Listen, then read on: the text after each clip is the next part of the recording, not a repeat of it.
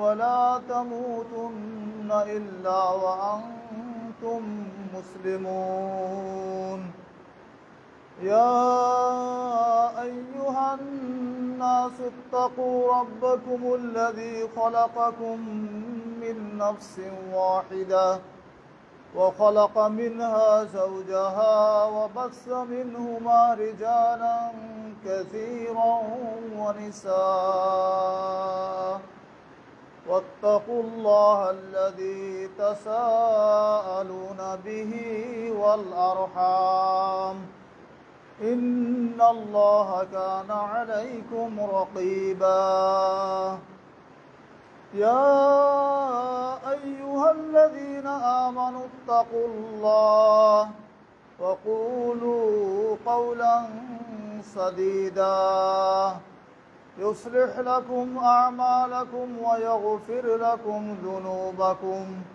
ومن يطع الله ورسوله فقد فاز فوزا عظيما أما بعد فإن خير الحديث كتاب الله وخير الهدي هدي محمد صلى الله عليه وسلم وشر الأمور محدثاتها وكل محدثة بدعة وكل بدعة ضلالة وكل ضلالة في النار فأعوذ بالله من الشيطان الرجيم فأما من طغى وآثر الحياة الدنيا فإن الجحيم هي المأوى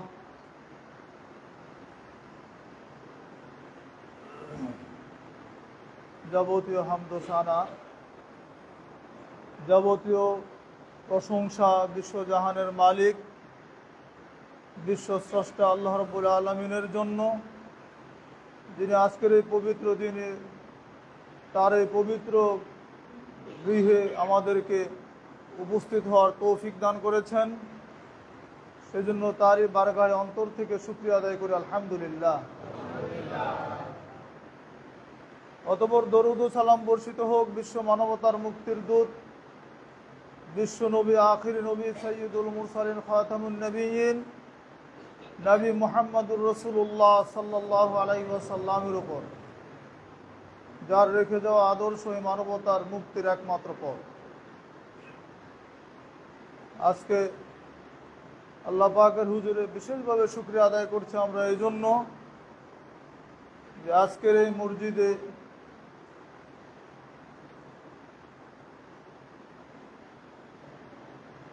অর্থাৎ নারায়ণগঞ্জ জেলার রূপগঞ্জ থানার অধীনে গোলাকান্দাল গ্রামে দারুল ইমান সালাফিয়া মাদ্রাসা মসজিদ, এই নবনির্মিত মসজিদে আজকে আমরা প্রথম জুমার সালাত আদায় করতে যাচ্ছি।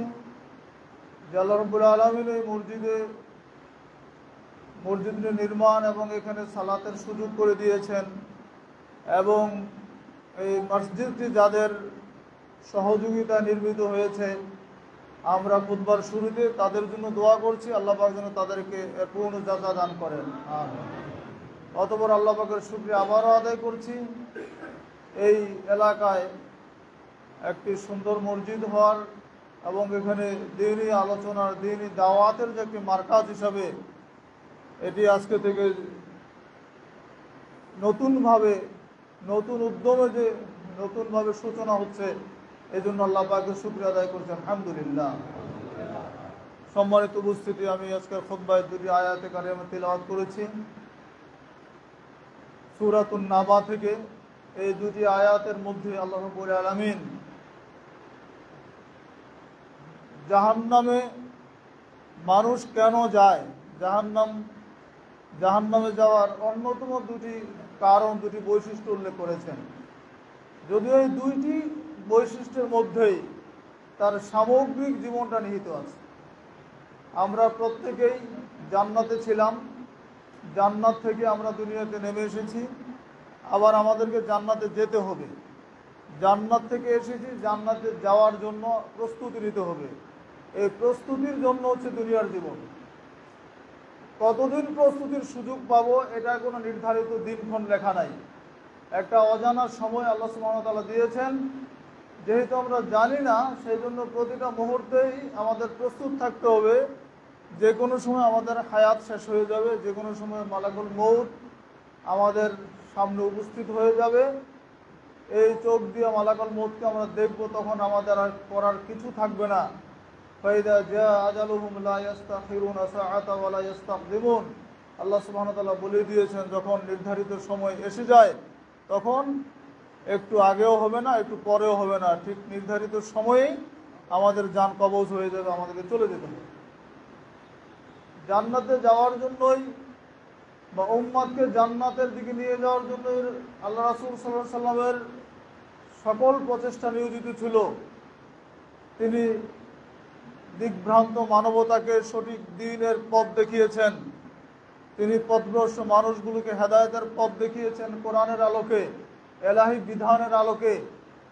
তিনি তার কোনো উম্মত জাহান্নামে যাক সেটা তিনি চাইতেন না। এই জন্য এক হাদিস তিনি বলেছেন, আনা আখিদুম বিহুজাজিকুম আনিন নার হালুম্মা আনিন নার হালুম্মা আনিন নার ফাতাগলিবুনি ফাতাকহামুনা ফীহি। তিনি বলছেন, আমি তোমাদের কোমর বন্ধ ধরে টানছি জাহান্নাম থেকে বাঁচানোর জন্য। আনা আখিদ, আমি ধরে রেখেছি তোমাদেরকে। তোমাদের কোমর বন্ধ, যেটা পায়জামা, লুঙ্গি বা যেটাই হোক বা বেল্ট, এটাকে বোঝানো হচ্ছে যে আমি এটা ধরে তোমাদেরকে টানছি জাহান্নাম থেকে বাঁচানোর জন্য। আর বলছি হালুম্মা আনিন নার, হালুম্মা আনিন নার, জাহান্নাম থেকে বাঁচো, জাহান্নাম থেকে বাঁচো। কিন্তু তোমরা আমাকে ছাড়িয়ে তোমরা জাহান্নামের দিকে চলে যাচ্ছ। রাসূলুল্লাহ সাল্লাল্লাহু আলাইহি সাল্লামের এটা ছিল তার আক্ষেপ। তো কি কারণে মানুষ জাহান্নামে যাচ্ছে, সেই কারণগুলো আমাদের মধ্যে আছে কিনা? দুইটি কারণ। বলবেন যে দুইটা কারণ তো খুবই সহজ, এই দুইটা আমরা করবো না তাহলে তো চলবে। কিন্তু এই দুইটি কারণের মধ্যে যে অসংখ্য কারণ নিহিত আছে, যেটা একটা সংক্ষিপ্ত খুতবার মধ্যে বর্ণনা করে শেষ করা কোনোভাবেই সম্ভব নয়। তবু আমরা একটু ইশারা ইঙ্গিতেও যদি বোঝানোর চেষ্টা করতে পারি, তাহলে হয়তো আমরা কিছুটা উপকৃত হব বলে আমরা আশা রাখছি। আল্লাহ সুবহানাহু ওয়া তাআলা বলছেন, ফাআম্মা মান তাগা ওয়া আসারাল হায়াতাদ দুনিয়া,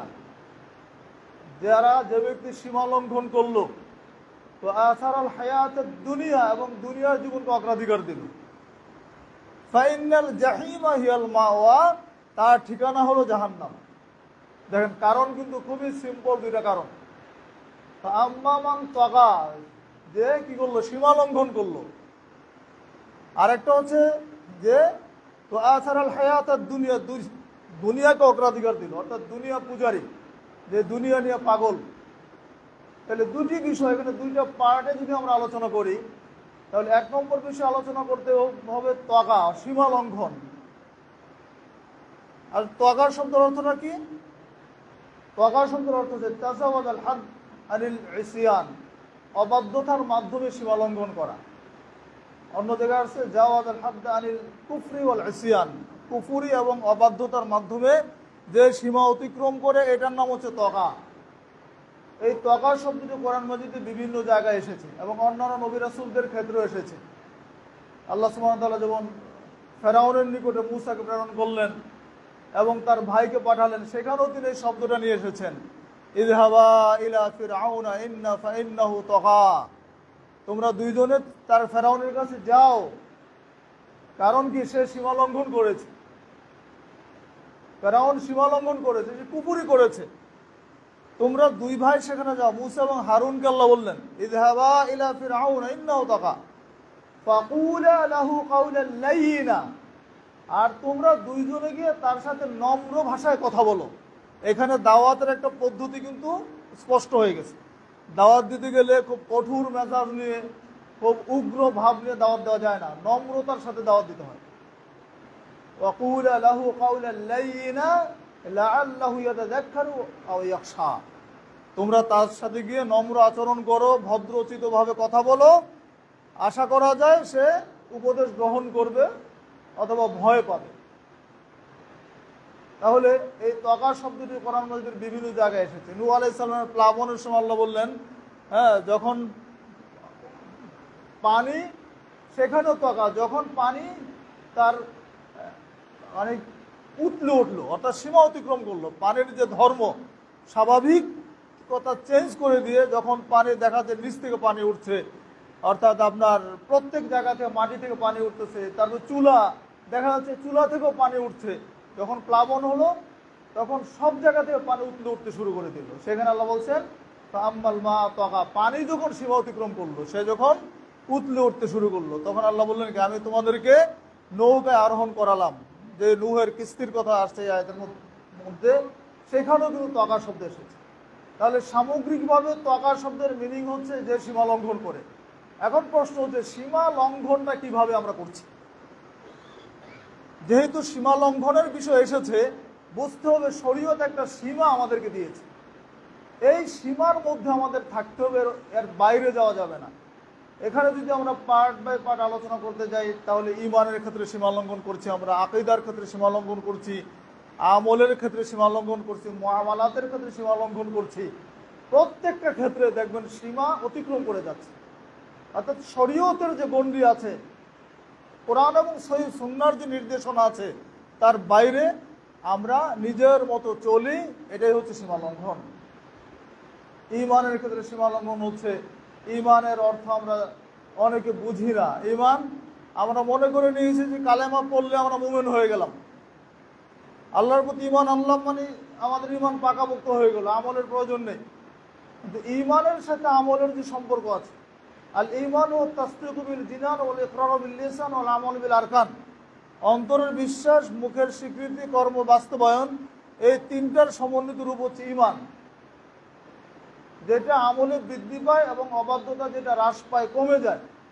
এইখানে গিয়ে তিনটা দল হয়ে গেছে মুসলমানদের মধ্যে। এক হচ্ছে খারিজিদের ঈমান, আরেকটা হচ্ছে মুরজিয়াদের ঈমান, আরেকটা হচ্ছে আহলে সুন্নাত ওয়াল জামাত আহলে হাদিসদের ঈমান।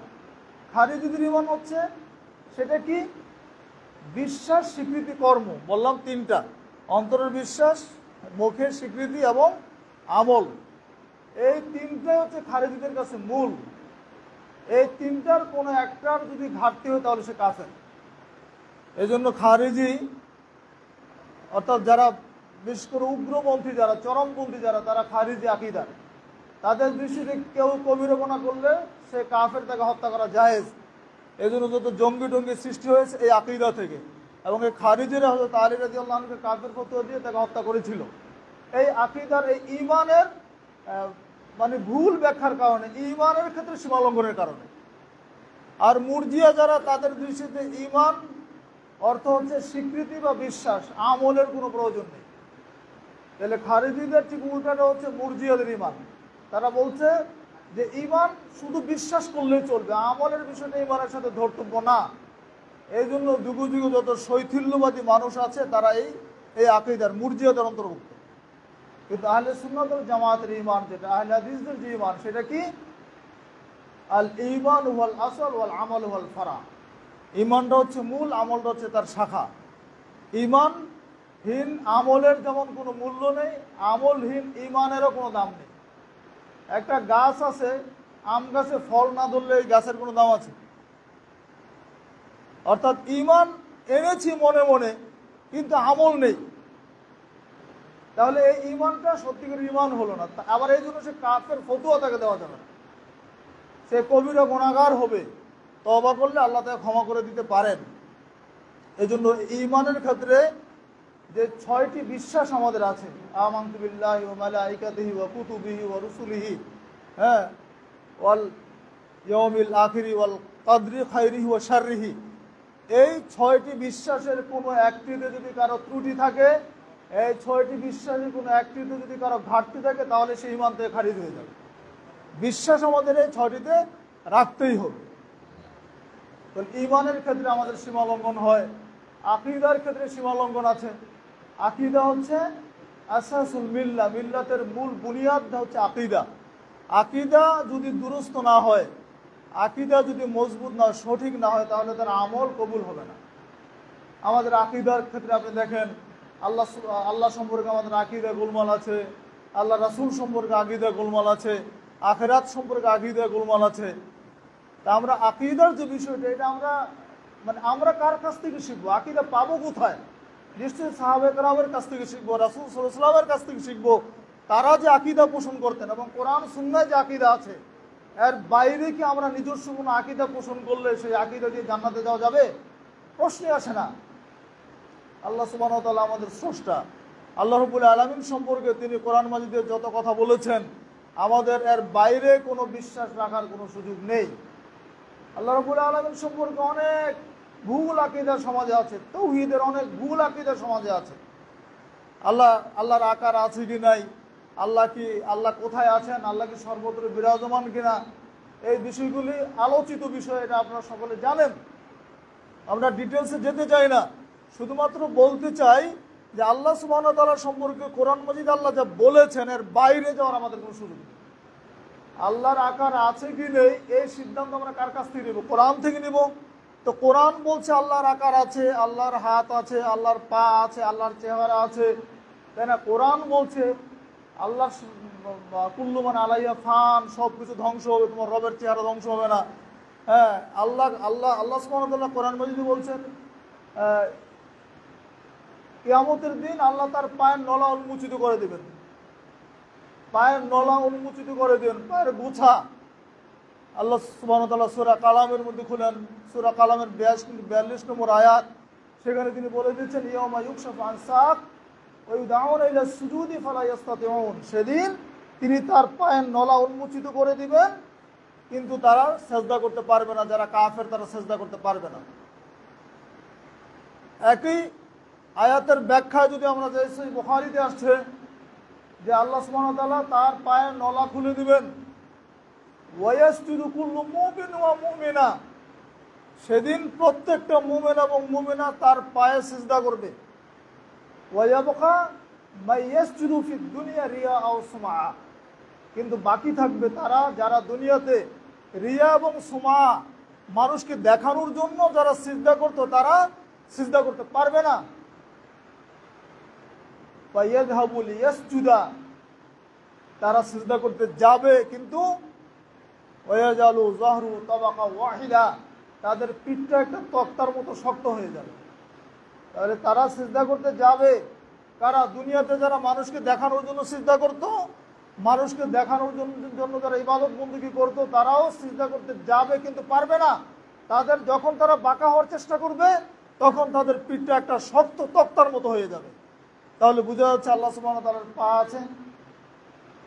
এমনকি জাহান্নামে আল্লাহ যখন জাহান্নামীদেরকে দেওয়ার পরে জাহান্নামকে বলবে, জাহান্নাম তোমার কি মানে পেট ভরেছে, অর্থাৎ তোমার যে তৃপ্তি সেটা কি মিটেছে? জাহান্নাম পাল্টা বলবে হাল মিন মাজিদ, আল্লাহ আরো কি কিছু আছে? জাহান্নামের তৃপ্তি হবে না, জাহান্নামীদেরকে দেওয়ার পরেও জাহান্নামের পেট ভরবে না।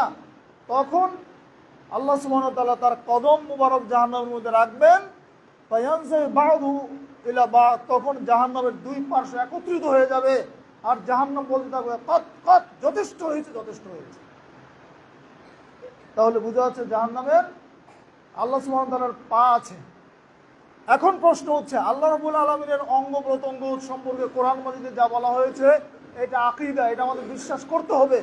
কিন্তু আল্লাহ বলে দিয়েছেন লাইসা কামিসলি শাইউন ওয়া হুয়াস সামিউল বাসির, আল্লাহর কোনো দৃষ্টান্ত নেই। আল্লাহর পাটা কার মতো হবে, আল্লাহর চেহারা কার মতো, তার হাত কার মতো, এইটার কোনো মেসাল দেওয়া যাবে না। অন্য আয়াতে বলছেন ওয়ালা তাদরিবু লিল্লাহিল আমসাল, আল্লাহ সম্পর্কে কোনো তোমরা দৃষ্টান্ত দিও না। আল্লাহর হাত কার হাতের মতো বলা যাবে না। আল্লাহ আসমান জমিন তো আল্লাহ তার নিজ হাতে রাখবেন, আসমান জমিনগুলিকে রুটির মতো বেলে তিনি তার হাতে ডান হাতে রাখবেন। তাহলে আল্লাহ সুবহানাহু ওয়া তাআলা কত বড়। তাহলে আল্লাহর হাতের সাথে কারো উদাহরণ দেওয়া যাবে? আল্লাহর চেহারার সাথে কারো উদাহরণ দেওয়া যাবে? কোনো উদাহরণ দেওয়ার সুযোগ নেই। তবে ঈমান রাখতে হবে আল্লাহর আকার আছে। যদি মনে করি আল্লাহ নিরাকার, তিনি শূন্য সত্তা, তাহলে আমরা কোন সত্তার ইবাদত করছি যার কোনো আকার নেই? এমনকি রাসূল সাল্লাল্লাহু আলাইহি ওয়াসাল্লাম বলেছেন আল্লাহর সাথে দিদার হবে। বাংলাদেশের সকল মুসলমানের আকীদা আছে আল্লাহর সাথে দিদার হবে। তো দিদার মানে কি? সাক্ষাৎ হবে। তো এই সাক্ষাৎটা কিভাবে হবে যদি আল্লাহর আকার না থাকে? রাসূলুল্লাহ সাল্লাল্লাহু আলাইহি ওয়াসাল্লামকে সাহাবারা বললেন, হে আল্লাহ রাসূল সাল্লাল্লাহু আলাইহি ওয়াসাল্লাম, যে আল্লাহর সাথে আল্লাহকে আমরা দেখতে পাবো, আল্লাহকে কিভাবে দেখবো? তখন রাসূল বললেন, তোমরা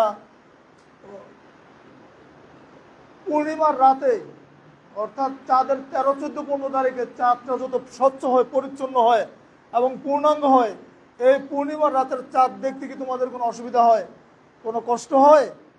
তখন সাহাবারা বললেন, না হে আল্লাহ রাসূল সাল্লাল্লাহু আলাইহি ওয়াসাল্লাম, এটা তো পরিষ্কার দেখা যায়। তখন নবী বললেন, তোমরা তোমাদের রবকে এর চাইতে আরো পরিচ্ছন্ন, আরো স্বচ্ছ তোমরা তোমাদের রবকে দেখতে পাবে। সুবহানাল্লাহ। তাহলে আল্লাহর আকার না থাকলে আল্লাহকে কিভাবে দেখবো ভাই? আল্লাহর আকার অবশ্যই আছে, কিন্তু তার দৃষ্টান্ত চলবে না। এমনকি ইমাম মালিক রাহিমাহুল্লাহ বলছেন, আল্লাহ আছেন কোথায়? আল্লাহ আরশে আছেন। এই কথা কে বলেছেন? আল্লাহ নিজে বলেছেন, আর রহমান আলাল আরশি ইস্তাওয়া, রহমান যিনি তিনি আরশে আছেন। হুয়াল্লাযী খালাকাস সামাওয়াতি ওয়াল আরদি ফি সিত্তাতি আইয়াম, তিনি ওই সত্য যিনি আসমান জমিনকে 6 দিনে সৃষ্টি করেছেন। কয় দিনে? 6 দিনে। সুম্মা ইস্তাওয়া আলাল আরশ, অতঃপর তিনি আরশে সমুন্নত হয়েছেন। তাহলে আল্লাহ আরশে আছেন। এখন যদি আমরা আল্লাহকে নিয়ে বিচার বিশ্লেষণ শুরু করে দেই যে আল্লাহ কিভাবে আরশে আছেন, তিনি কি বসে আছেন, নাকি দাঁড়িয়ে আছেন, নাকি শুয়ে আছেন, এইরকম ব্যাখ্যা আমরা দিতে পারবো? এইরকম কোনো ব্যাখ্যা দেওয়ার আমাদের সুযোগ নেই, কারণ এই বিষয়ে কোরআন হাদিস বলে নাই কিছু। সেই জন্য কোরআন হাদিস যদি বলতো যে আল্লাহ আরশে এইভাবে আছেন, আমরা বলতে পারতাম। তো যেহেতু কোরআন হাদিসে এই বিষয়ে স্পষ্ট কোনো বক্তব্য নেই, আমাদেরও কোনো বক্তব্য নেই, এই জন্য ইমাম মালিক রাহিমাহুল্লাহ বলছেন, আল ইস্তিওয়া মালুমুন ওয়াল কাইফু মাজহুল ওয়াল ঈমানু বিহি ওয়াজিবুন ওয়াস-সুআলু আনহু বিদআতুন। তিনি বলছেন আল্লাহ আরশে আছেন, এটা জানা যায়, এটা সকলের জানা, কারণ কোরআন হাদিস থেকে দলিল আছে। কিন্তু ওয়াল কাইফু মাজহুল, তার কাইফিয়তটা হচ্ছে অজানা। আল্লাহ কিভাবে আছেন, আল্লাহ কি বসে আছেন, না দাঁড়িয়ে আছেন, নাকি হেলান দিয়ে আছেন, এই জাতীয় প্রশ্ন করা যাবে না। এই কথা আমার নয়, ইমাম মালিক রহমতুল্লাহ আলাইহির কথা, যে এই আল্লাহ আরশে আছেন এই কথার প্রতি ঈমান আনা হচ্ছে ওয়াজিব, কিন্তু এই বিষয়ে প্রশ্ন করা হচ্ছে বিদআত, যে আল্লাহ কিভাবে আছেন এই প্রশ্ন করা যাবে না। এগুলো হচ্ছে গায়েবের বিষয়, অদৃশ্যের বিষয়। গায়েবের বিষয়গুলো ঈমান আনতে হয়। গায়েবের সব বিষয় গেলাম আমাদের কাছে নাই। আমরা পৃথিবীর সম্পর্কে কতটুকু জ্ঞান রাখি? আমরা তো প্রথম আসমানের মধ্যে যা কিছু আছে এর একটা কোনা কিঞ্চিত খবর আমাদের বৈজ্ঞানিকরা আমাদের দিতে পারেন নাই। এক একটা গ্যালাক্সির মধ্যে কত গ্রহ নক্ষত্র আছে, কত গ্যালাক্সি আছে পৃথিবীতে, প্রথম আসমানের নিচে শত শত কোটি মাইল দূরে, যেগুলির কোনো হিসাব আমাদের কাছে নেই। এইগুলো হচ্ছে প্রথম আসমানের কথা। দ্বিতীয় আসমানে যান, এই দ্বিতীয় আসমানটা এত বড়, অর্থাৎ মরুভূমির মধ্যে একটা আংটি রাখলে যতটুকু জায়গা নেবে এতটুকু জায়গা হচ্ছে দ্বিতীয় আসমানের চাইতে প্রথম আসমান। সুবহানাল্লাহ। তাহলে দ্বিতীয় আসমান এত বড়, এবার তৃতীয় আসমানের ব্যাসার্ধ ওই রকম বড়, চতুর্থটা এই পরিমাণ আরো বড়। তাহলে এবার দেখেন, আমরা প্রথম আসমান সম্পর্কে আমাদের গবেষণা শেষ হচ্ছে না, আর দ্বিতীয় আসমানে, তৃতীয় আসমানে, চতুর্থ আসমানে, এইভাবে 7টি আসমানের মধ্যে কত কিছু সৃষ্টি আছে, কত অজানা রহস্য আছে, পৃথিবীর কোনো মানুষ এই সম্পর্কে জ্ঞান রাখে না। এই জ্ঞান রাখেন যিনি, তিনি হচ্ছেন আমাদের স্রষ্টা আল্লাহ রাব্বুল আলামিন। এই জন্য আমরা অন্তর থেকে বলতে হয় আল্লাহু আকবার, আল্লাহ সব চাইতে বড় হচ্ছেন কি আমার আল্লাহ। সম্মানিত ভাইরা, সীমা লঙ্ঘন করা যাবে না, আকীদার সীমা লঙ্ঘন করা যাবে না। রাসূল সাল্লাল্লাহু আলাইহি ওয়াসাল্লামের সম্পর্কে আকীদার সীমা লঙ্ঘন আছে। আমরা মারামারি করে রাসূল কি নূরের তৈরি না মাটির তৈরি? রাসূল গায়েব জানেন কি জানেন না? রাসূল মরছেন কি মরেন নাই? হায়াতুন নবী না জিন্দা নবী? এই সমস্ত বিষয়গুলি নিয়ে আমাদের মুসলমানদের মধ্যে দ্বন্দ্ব ফাসাদ চলে। ভাইরা আমার, আমরা যদি একটু নিরপেক্ষভাবে চিন্তা করি, দ্বন্দ্বের দরকার নেই। কোরআন হাদিস খুলে আমরা বিশ্বাস করি না কেন? আমাদের সামনে তো দলিল মজুদ আছে। রাসূল সাল্লাল্লাহু আলাইহি ওয়াসাল্লাম সম্পর্কে আল্লাহ কি বলেছেন এবং রাসূল কি বলেছেন, আল্লাহ নবীকে বলেছেন ইন্নাকা মাইয়িতুন ওয়া ইন্নাহুম মাইয়িতুন। নবী মুহাম্মদ, তুমি মৃত্যুবরণ করবে, তারা সবাই মৃত্যুবরণ করবে। কুল্লু নাফসিন যায়িকাতুল মাউত, প্রত্যেকটা প্রাণেরই মৃত্যু হবে। রাসূল সাল্লাল্লাহু আলাইহি ওয়াসাল্লামের মৃত্যু হয়েছে, দাফন হয়েছে। এখন যদি আমরা বলি তিনি হায়াতুন নবী, তিনি জিন্দা নবী, তাহলে এইটা হবে আমাদের মন মতো কথা। রাসূল সাল্লাল্লাহু আলাইহি সাল্লাম গায়েবের খবর জানতেন কি জানতেন না? এই ইলম আমরা আল্লাহর কাছ থেকে নিব, রাসূলের কাছ থেকে নিব, তার কোরআন হাদিস থেকে নিব। আল্লাহ নিজে বলছেন ওয়া ইনদাহু মাফাতিহুল গায়ব, গায়েবের চাবি হচ্ছে আল্লাহর হাতে। লা ইয়ালামুহা ইল্লা হুয়া, তিনি ব্যতীত কেউ কোনো গায়েবের খবর জানেন না। অদৃশ্যের খবর আল্লাহ জানেন। আল্লাহ তার নবী রাসূলদের যতটুকু জানিয়েছেন ততটুকু জানেন। প্রত্যেকটা নবী রাসূলের কাছে আসমানি খবর ছিল। আমাদের নবী উম্মি নবী ছিলেন, কিন্তু তার কাছে ওহী আসতো, আসমান থেকে খবর আসতো, তিনি জানতেন। তাকে জানানো হয়েছে বলে তিনি জেনেছেন। তিনি হায়াতুন নবী নন, তিনি জিন্দা নবী নন, তিনি শ্রেষ্ঠ নবী, তিনি মর্যাদা সম্পন্ন নবী, সর্বশেষে এসেছে, কিন্তু মর্যাদায় তিনি সবার উপরে। তিনি আমাদের মজলিসে তিনি নেমে আসেন না।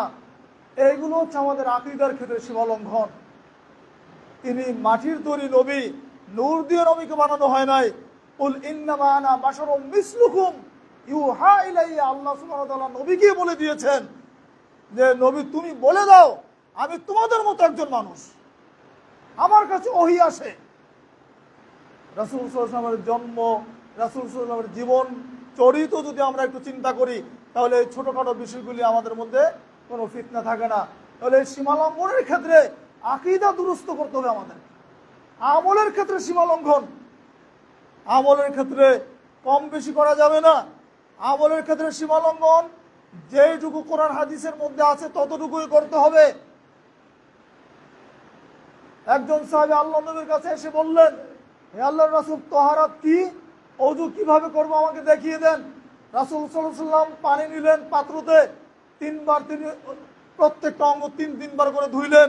হাত ধুলেন, মুখমণ্ডল ধুলেন, হাতের কনুই পর্যন্ত ধুইলেন, একবার মাথা মাসা করলেন, পা তিনবার ধুলেন। ধোয়ার পরে তিনি বলছেন হাকাদাল ওযু, এটাই হচ্ছে ওযুর নিয়ম। ফামান যাদা আন হাযা, যে ব্যক্তি এর চাইতে বেশি করবে, ফাকাদ আসা ওয়া তাআদ্দা ওয়া যালামা, সে ব্যক্তি অন্যায় করলো, সীমালঙ্ঘন করলো এবং জুলুম করলো। দেখেন, যদি আমরা মনে করি যে ওযু তিনবার কেন আর পাঁচবার করে ধুই, সন্দেহ তো দূর হচ্ছে না। বেশি করে ধুই, তাহলে বেশি করে ধোয়া যাবে না। নবী বলেছেন এইটুকুই ধুইতে হবে, এর বেশি পরিমাণ ধুলে তুমি এটা জুলুম করলে। রাসূল সাল্লাল্লাহু আলাইহি ওয়াসাল্লাম বলেছেন মান আমিলা আমালান লাইসা আলাইহি আমরুনা ফাহুয়া রাদ্দুন, কেউ যদি এমন কোন আমল করে যে আমলের মধ্যে আমার নির্দেশ নেই, এটা বাতিল, এটা প্রত্যাখ্যাত। তাহলে আমলের ক্ষেত্রে সীমালঙ্ঘন করা যাবে না। আল্লাহ নবীর দৈনন্দিন ইবাদত জানতে তিনজন সাহাবে নবীর বাড়িতে যান নাই, তার বিবিদেরকে জিজ্ঞেস করেছিলেন।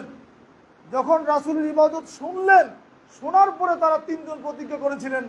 একজন বললেন যে আমি সারা রাত সালাত আদায় করবো, আরেকজন বললেন যে আমি প্রতিদিন সিয়াম রাখবো, আর একজন বললেন যে আমি বিবাহ শাদী করবো না, আমি আল্লাহর ইবাদত বন্দেগী করতে থাকবো।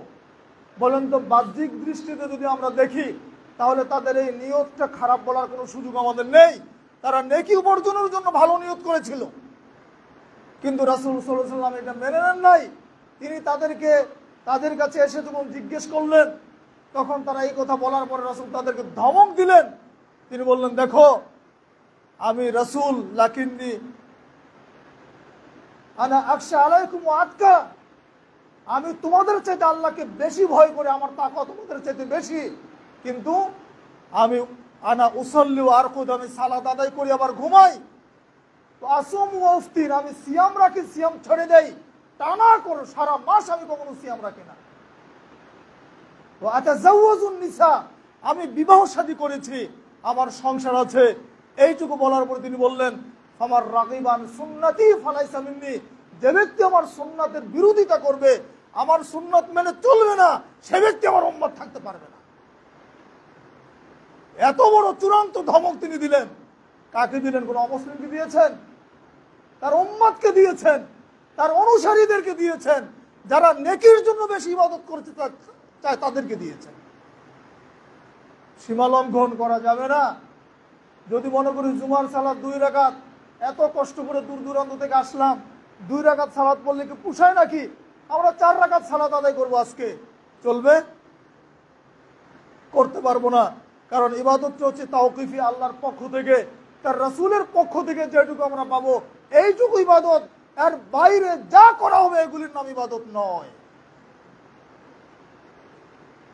আবু হুরায়রা রাদিয়াল্লাহু আনহু থেকে বর্ণিত, তিনি বলেন রাসূল সাল্লাল্লাহু আলাইহি ওয়াসাল্লাম বলেছেন, কুল্লু উম্মতি ইয়াদখুলুনাল জান্নাহ, আমার সকল উম্মত জান্নাতে যাবে, ইল্লা মান আবা, যারা অবাধ্য, যারা তারা জান্নাতে যেতে পারবে না। আবা, যারা তারা জান্নাতে যাবে না।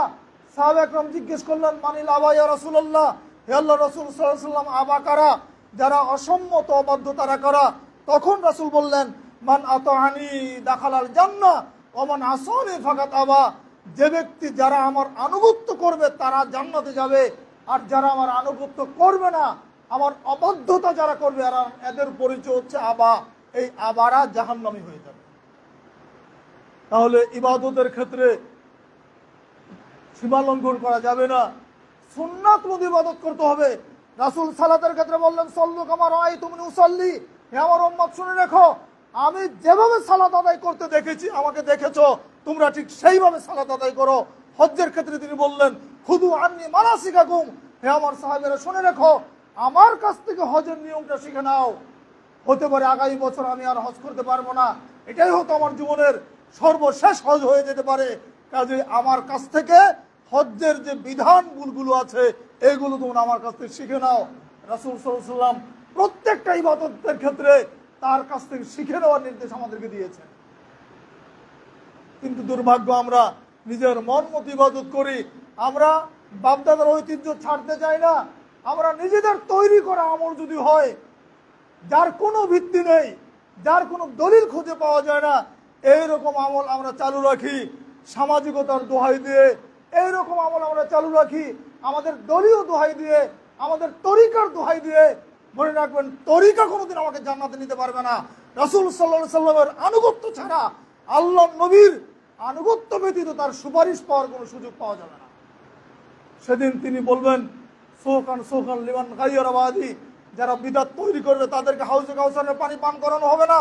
রাসূলকে বলা হবে, তারা তা আপনার উম্মত, তারপরেও তিনি তাদের জন্য সুপারিশ করবেন না, বরং তিনি যে কথাটা সেদিন বলবেন, সোকান সোকান লিমান গায়রা বাদি, দূর হয়ে যাও আমার কাছ থেকে যারা আমার দ্বীনকে বিকৃত করেছিল তারা। তার মানে কি, দ্বারা দ্বীনকে বিকৃত করা হয়। রাসূলের সুন্নাতের বাইরে আমল করলে রাসূল সাল্লাল্লাহু আলাইহি ওয়াসাল্লামকে অপমান করা হয়, তার শরীয়তকে বিকৃত করা হয়, তার দ্বীনকে বিকৃত করা হয়। তাহলে আমলের ক্ষেত্রে যদি সীমালঙ্ঘনের দিকে আমরা বলতে যাই, একটা একটা করে বলতে গেলে বহু সীমালঙ্ঘন আমাদের মধ্যে কিন্তু আছে। জান্নাতে যেতে গেলে সীমালঙ্ঘন ছাড়তে হবে, আমলের ক্ষেত্রে সীমালঙ্ঘন ছাড়তে হবে, আকীদার ক্ষেত্রে সীমালঙ্ঘন ছাড়তে হবে, মুআমালাতের ক্ষেত্রে সীমালঙ্ঘন ছাড়তে হবে, লেনদেন, মানুষের সাথে পারস্পরিক সম্পর্ক, মুআমালাত, ব্যবসা বাণিজ্য করছেন সেখানে মুআমালাত, সেখানে সীমালঙ্ঘন ছাড়তে হবে। হারাম পণ্যের ব্যবসা করা যাবে না, ওজনে কম দেওয়া যাবে না, মিথ্যা কসম খাওয়া যাবে না, সন্দেহজনক ব্যবসা থেকেও দূরে থাকতে হবে। রাসূল এই কথা বলে দিয়েছেন। এখন আধুনিক জামানায় এমন এমন তরিকার ব্যবসা বাণিজ্য চালু হয়েছে যে মানুষ বুঝতেই পারে না এটা কি জিনিস। সাধারণ মানুষ কিভাবে বুঝবে? আলেমরাই তো বুঝে না, আলেমরাই তো ফতুয়া কি বলে শরিয়া কমিটির মেম্বার, শরিয়া কমিটির মেম্বার হয়ে বসে থাকছে, ব্যবসা সম্পর্কে জানেই না। কারণ একটা সম্মানী ভাতা পায়, হ্যাঁ, যদি মিটিংয়ে যায় ওইটুকুতে আলেমরা একেবারে বুকড হয়ে চলে যান, কিন্তু আসলে সত্যিকার অর্থে নারী নক্ষত্র কি তারা ভিতরে ঢুকে দেখেন না। এরকম অনেক ব্যবসা বাণিজ্য সম্পর্কে আমরা আলহামদুলিল্লাহ তাহরিকের মাধ্যমে মানুষকে জানিয়ে দিয়েছি। আমরা যখন তাহরিকে ফতোয়া দিয়েছি, অনেক আলেম ওলামা আমাদের বিরুদ্ধে কথা বলেছেন, কিন্তু পরক্ষণে তারা স্বীকার করতে বাধ্য হয়েছেন যে তাহরিকের ফতোয়াটা ঠিক ছিল। এই বিষয়ে রাসূল সাল্লাল্লাহু আলাইহি ওয়াসাল্লাম ১৫০০ বছর আগেই সমাধান দিয়েছেন, আল হালালু বাইয়িন ওয়াল হারামু বাইয়িন ফাস্তাবিহু মুশতাবিহাত। হালাল স্পষ্ট, হারাম স্পষ্ট, তোমরা সন্দেহজনক ব্যবসা থেকে দূরে থাকো। যে ব্যক্তি সন্দেহ থেকে দূরে থাকবে সে তার দ্বীনকে, মর্যাদাকে পাক পবিত্র করলো। এবং তারপরে বলছেন ওমান ওয়াকা ফি শুবহাত, যে ব্যক্তি সন্দেহের মধ্যে পতিত হয়ে যায়, সন্দেহজনক ব্যবসার মধ্যে ঢুকে যায়, রাসূল বলছেন ওয়াকা ফিল হারাম, সে হারামের মধ্যে পতিত হয়ে গেল। কত জঘন্য হাদিস চিন্তা করেন। সন্দেহজনক ব্যবসা বাণিজ্য থেকে আমাদের দূরে থাকতে হবে। MLM এই জাতীয় যত ব্যবসা বাণিজ্য আছে, যেগুলির ব্যাপারে স্পষ্ট ধারণা যাদের আছে তো আলহামদুলিল্লাহ আছে, যাদের স্পষ্ট ধারণা নেই দয়া করে এই সমস্ত ব্যবসা বাণিজ্য ঢোকা যাবে না। মানুষের সাথে লেনদেনের ক্ষেত্রে সীমা লঙ্ঘন করা যাবে না, মজুদদারি করা যাবে না, অসংখ্য বিষয় আছে এখানে, এইগুলো থেকে আমাদের সীমা লঙ্ঘন করতে হবে। সামগ্রিকভাবে যদি সীমা লঙ্ঘন থেকে বিরত থাকা যায় তাহলে জান্নাতে যাওয়া যাবে। জাহান্নাম থেকে বাঁচার অন্যতম একটি কারণ হচ্ছে সীমা লঙ্ঘন থেকে বেঁচে থাকা। যারা সীমা লঙ্ঘন করবে, এ কথা আমার নয়, আল্লাহ সুবহানাহু ওয়া তাআলা বলেছেন সীমা লঙ্ঘন যারা করবে তারা জাহান্নামে যাবে। আর একটা শ্রেণীর কথা বলেছেন, যারা দুনিয়া পূজারী যারা হবে, দুনিয়ার জন্য যারা পাগল হবে। দুনিয়া পাগল নিয়ে আপনারা সকলে কম বেশি জানেন, এই যে দুনিয়া আল্লাহ সৃষ্টি করেছেন, এই দুনিয়ার সম্পর্কে আল্লাহ নিজে কমেন্টস করেছেন, এই দুনিয়াটা হচ্ছে একটা খেল তামাশার বস্তু। আল্লাহ নিজে বলেছেন এটা প্রতারণার একটা উপকরণ। ফামান যুযিয়া আনিন নার ওয়া উদখিলাল জান্নাহ ফাকাদ ফাজ।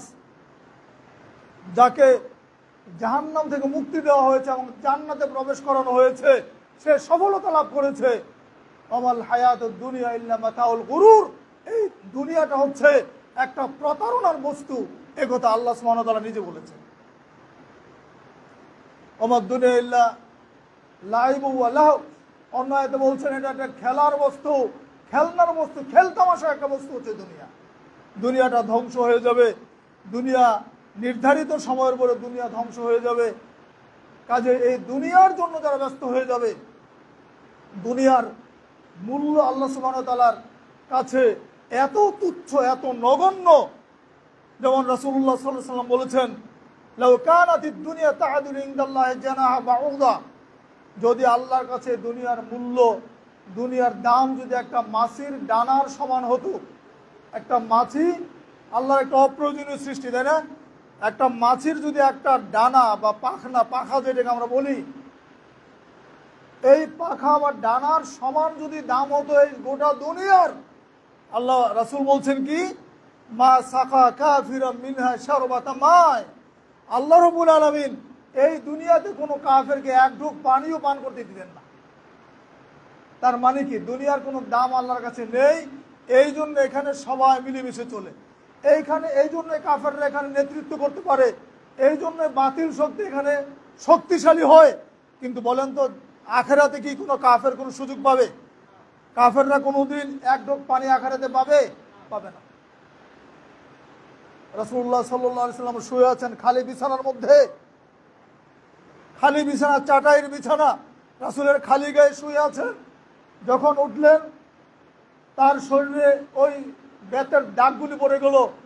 ওমর ফারুক রাদিয়াল্লাহু আনহু দৃশ্য থেকে বললেন, আফসোস করলেন, হে আল্লাহর রাসূল, আল্লাহ পাক রোম এবং পারস্যিকদেরকে কি শান-শৌকত দিয়েছে, বিশাল বিশাল অট্টালিকা, বিশাল বলু বা তাদের বিলাসী জীবন, অথচ আপনি শ্রেষ্ঠ রাসূল, শ্রেষ্ঠ নবী, আপনি কি আল্লাহর কাছে দোয়া করতে পারেন না? নবী বললেন, দেখো তুমি কি চাও রোমক এবং পারসিক যারা, তাদের এই দুনিয়াটা তাদের আসল জায়গা, আর আমাদের জন্য, মুমিনদের জন্য যে আখিরাতের চিরন্তন জীবন, তুমি কি চাও যে আখিরাতের বিনিময়ে আমরা দুনিয়া কামাই করে নেই? ওমর রাদিয়াল্লাহু আনহু চুপ হয়ে গেলেন। আর একটা হাদিসে আসছে, আব্দুল্লাহ ইবনে মাসউদ রাদিয়াল্লাহু আনহু একদিন গেলেন, আল্লাহ রাসূল একইভাবে শুয়ে আছেন, উঠে দেখলেন যে তার পিঠে দাগ পড়ে আছে, খালি মানে চাটাইয়ের মধ্যে, কোনো বিছানা নাই, তোষক নেই, চাদর নেই, বালিশ নেই, কিচ্ছু নেই, একটা বালিশ খেজুর পাতার ছিল। তো রাসূলের এই করুণ অবস্থা দেখে আব্দুল্লাহ ইবনে মাসউদ বললেন, হে আল্লাহর রাসূল, আপনি যদি আমাদেরকে বলতেন তাহলে আমরা একটা বিছানা তৈরি করে আপনার কাছে দিয়ে দিতাম, এই চাটাইয়ের উপরে বিছিয়ে দিতে পারতাম, আপনার এই দাগ হতো না, আরামে আপনি বিশ্রাম নিতে পারতেন। তখন রাসূল সাল্লাল্লাহু আলাইহি ওয়াসাল্লাম বললেন, দেখো যে আমার এবং দুনিয়ার মধ্যে দৃষ্টান্ত, মেসাল তো হচ্ছে ওইটা যে কোনো আগন্তুক, কোনো পথিক রওনা দিয়েছে, রাস্তায় কিছু সময় বিশ্রাম নিয়েছে, বিশ্রাম নেওয়ার পরে আবার সে তার গন্তব্য মানে ছুটে গেছে। আমি এই সামান্য বিশ্রামের জায়গায় আছি, এখানে তোমার বিলাসী জীবনের প্রয়োজন নেই। এই জন্যই আব্দুল্লাহ ইবনে ওমর রাদিয়াল্লাহু আনহু বলছেন, আখাযা রাসূলুল্লাহ সাল্লাল্লাহু আলাইহি ওয়াসাল্লাম বিমানকাবি, আল্লাহর নবী একদিন আমার কাঁধের মধ্যে হাত রেখে বললেন, খুয মিন দুনিয়া খুয ফিদ দুনিয়া কান্নাকা গরীবুন আবিরুস সাবিল। হে আব্দুল্লাহ ইবনে ওমর, তুমি দুনিয়াতে চলাফেরা করে একজন মুসাফিরের নেই, অথবা একজন কি বলা যায় আগন্তুকের নেই, যিনি এসে চলে যান। স্থায়ীভাবে বসবাসের জন্য দুনিয়াতে বসবাস করো না, একজন মুসাফির যেভাবে দুনিয়াতে চলে, হে আব্দুল্লাহ ইবনে ওমর তুমি এইভাবে দুনিয়াতে চলবে। এরপর থেকেই আব্দুল্লাহ ইবনে ওমর রাদিয়াল্লাহু আনহু এই কথা বলতেন, ইদা আমসাইতা ফালা তামতাযিরিস সাবাহ ওয়া ইদা আসবাহতা ফালা তামতাযিরিল মাসা। জনগণকে তিনি বলতেন, শোনো, যখন তোমরা সন্ধ্যা পেয়েছো সকাল পর্যন্ত বাঁচার আশা করবে না, আবার যখন সকালে উপনীত হয়েছো সন্ধ্যা পর্যন্ত বেঁচে থাকার তুমি আশা করবে না, অপেক্ষা করবে না।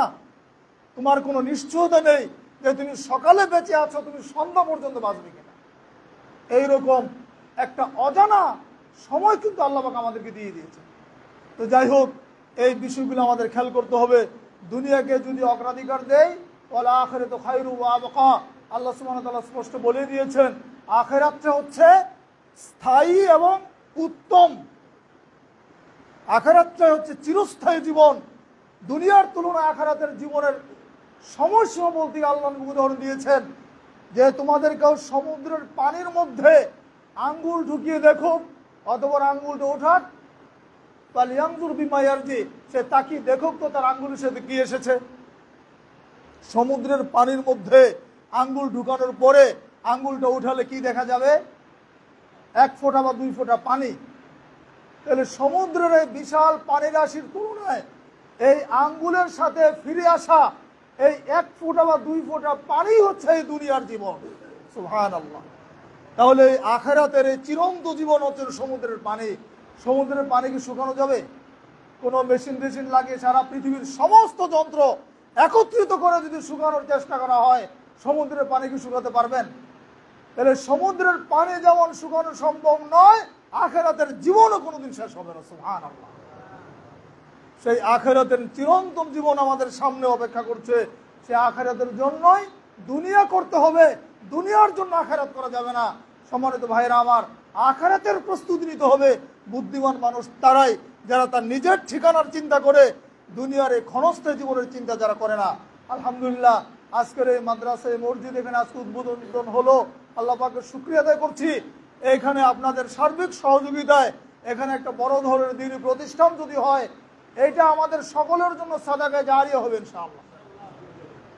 মানুষ মরে যায় কিন্তু থেকে যায় তার দান সাদাকা, দেখে যায় তার কর্ম। আর আখিরাতে জারি থাকার মতো একটি গুরুত্বপূর্ণ আমল হচ্ছে সাদাকায়ে জারিয়া।